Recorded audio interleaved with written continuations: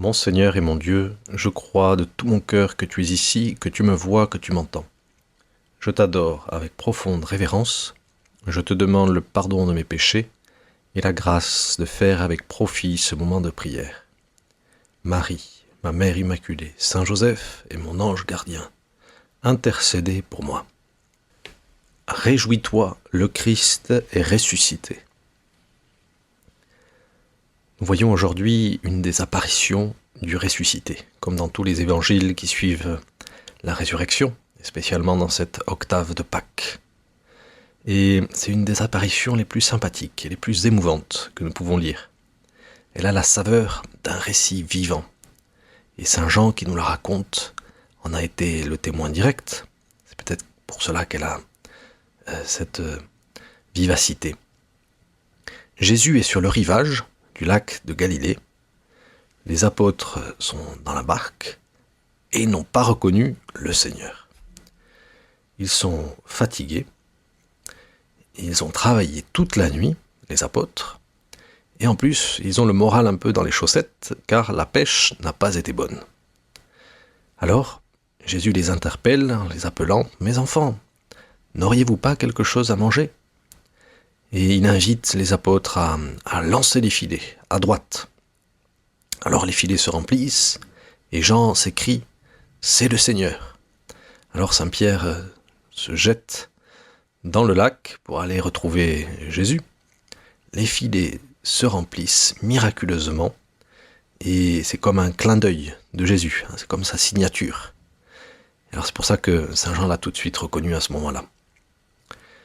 Parce que c'était exactement ainsi aussi qu'il les avait appelés 3 ans auparavant, dans une première pêche miraculeuse.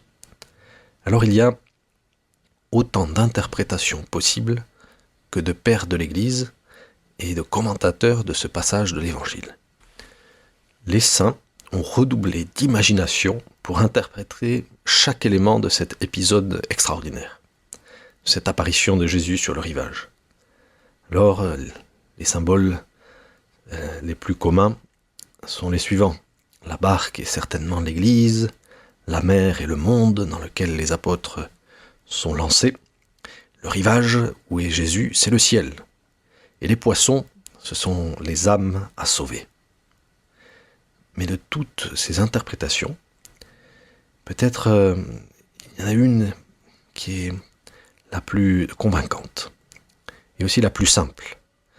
Et c'est une interprétation au fond qui s'en tient à une lecture littérale du récit.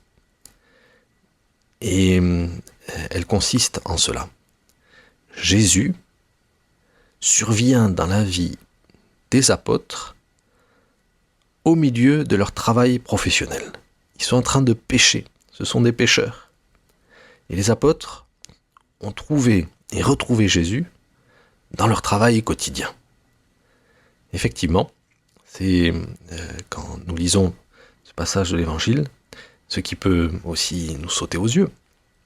Oui, nous pouvons trouver et rencontrer Jésus, comme les apôtres, dans notre activité quotidienne. Et quelle que soit cette activité. C'est-à-dire que pécheur, ça n'a pas grand-chose à voir avec Jésus. Et pourtant, Jésus les a rencontrés dans ce travail. Quel que soit notre travail, qu'il ait une dimension sociale ou pas, que ce travail soit intellectuel ou manuel, qu'il soit à l'extérieur sur un lac comme un pêcheur ou dans une montagne comme guide, ou à l'intérieur comme un informaticien enfermé dans son bureau, comme grand-mère au foyer qui soigne la maison pour qu'elle soit accueillante et s'occupe de ses petits-enfants. Quel que soit notre travail, le Seigneur veut nous y rencontrer. Quel est le sens de mon travail ?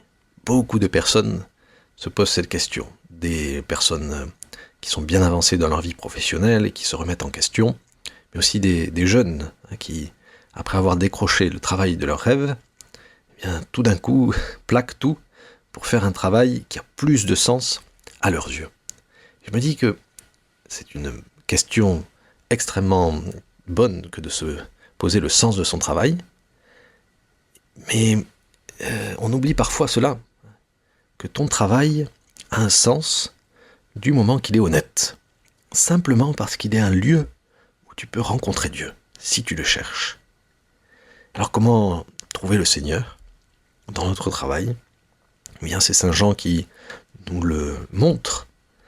Saint Jean reconnaît Jésus par cette signature, par ce clin d'œil de la pêche miraculeuse. C'est le premier à reconnaître Jésus parce que c'est celui qui a aimé le plus notre Seigneur, et qui a été peut-être aussi le plus aimé par Jésus.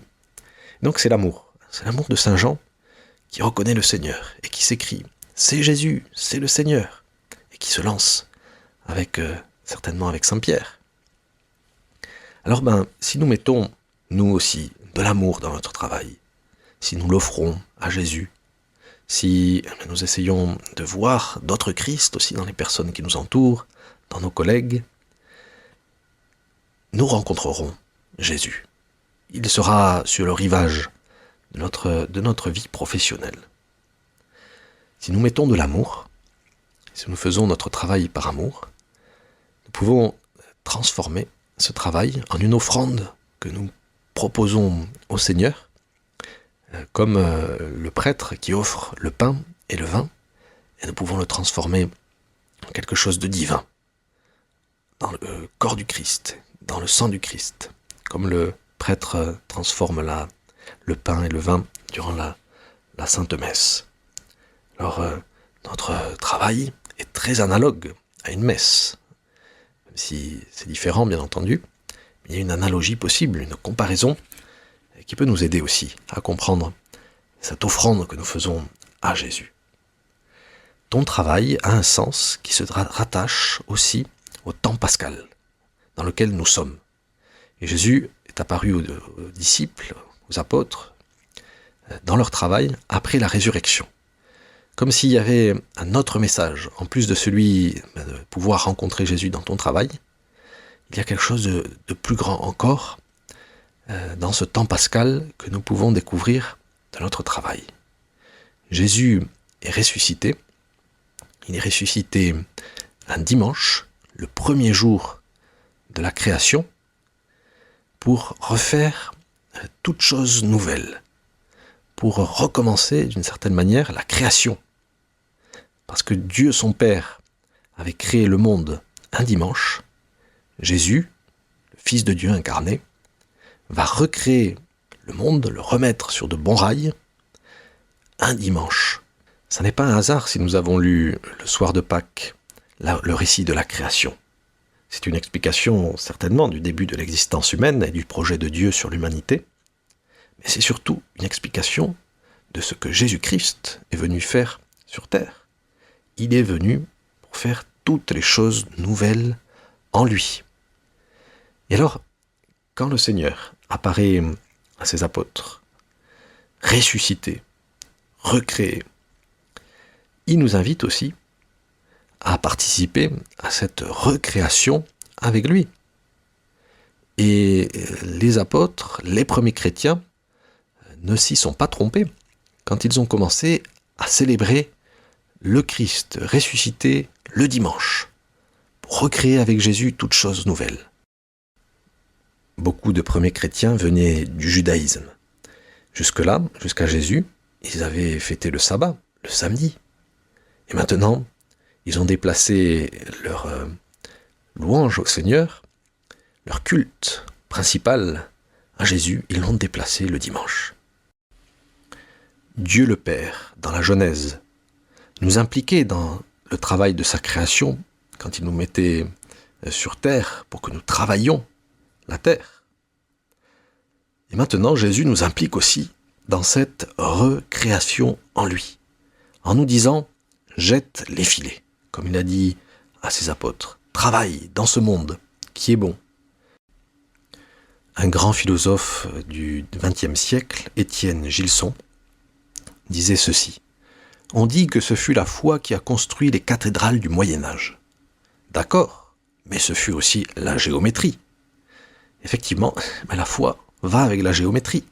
La foi va avec, je ne sais pas, ton travail, l'informatique, la médecine, avec le journalisme, avec le droit. Et le Seigneur compte sur de bons juristes, de bons journalistes, de bons architectes. Et il compte sur notre travail professionnel pour faire de belles cathédrales. Non seulement des cathédrales de pierre, mais aussi les cathédrales que nous pouvons construire avec Jésus pour apporter et rapporter la création à Dieu notre Père. Ce sont comme les deux ailes de notre sainteté. D'un côté, notre travail, et de l'autre, la foi, qui vont nous permettre de nous envoler, et aussi qui vont nous permettre de resanctifier le monde avec Jésus-Christ. Je te remercie, mon Dieu, des bonnes résolutions, des actes d'amour et des inspirations que tu m'as communiquées dans cette méditation. Je te demande de m'aider à les mettre en pratique. Ma Mère Immaculée, Saint Joseph et mon ange gardien, intercédez pour moi.